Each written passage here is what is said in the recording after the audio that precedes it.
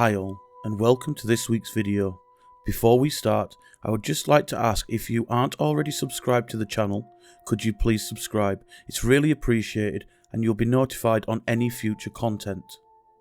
So, today's video is a sensitive subject, as the Myling are cursed dead children who seek revenge for their short, tortured lives they once lived. As always, let's see what lore the popular video game Phasmophobia has before we look at folklore on this entity. A Myling is a very vocal and active ghost. They are rumoured to be quiet when hunting their prey. Their strengths: a Myling is known to be quieter when hunting. Their weaknesses: Myling more frequently make paranormal sound. Now guys, let's look at folklore and see what the Myling really are. Death is never a nice subject to talk about, but there is one subject that really breaks the heart, and that is the prolonged suffering of a child before the inevitable passing away. The Myling are these lost and tortured souls of dead children who only walk this earth for one thing: seeking its revenge. It is believed the only way to give this restless soul peace is to find its body and bury the remains in hollowed ground. Myling come from Scandinavian folklore and have been spoken about for hundreds of years. There are a number of ways these children can fall to the Myling curse, such as children who became lost in the wilderness and passed, or children who were taken to the woodland and beaten until death. Poverty in the old days were everywhere, and having an extra mouth to feed sometimes meant life and death for a whole household. It was not an uncommon practice of taking unwanted children away to be killed. Within Scandinavia during this time, the people were mainly Christian and followed a lot of Christian rules. One main rule was children could not be born out of wedlock. Doing this act could potentially destroy your social status, which usually resulted in banishment.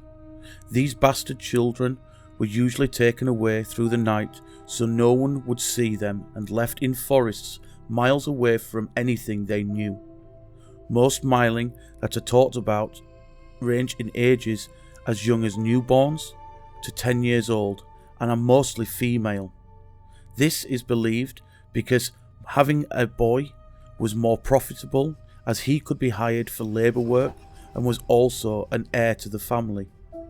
Upon death, these children's souls would turn dark and cause a lot of negative energy. This would then turn them into the Myling. These child revenant types of entities would then roam around their places of death.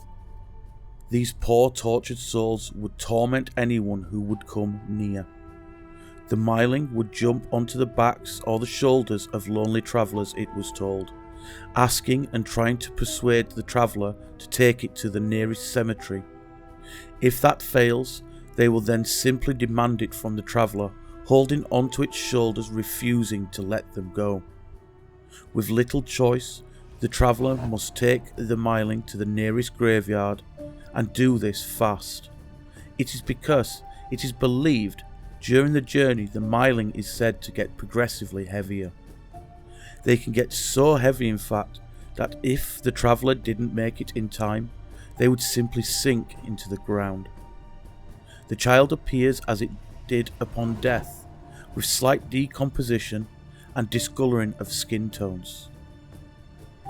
It is believed that the closer the traveller gets to the graveyard, the larger the spirit grows while still sitting on their shoulders.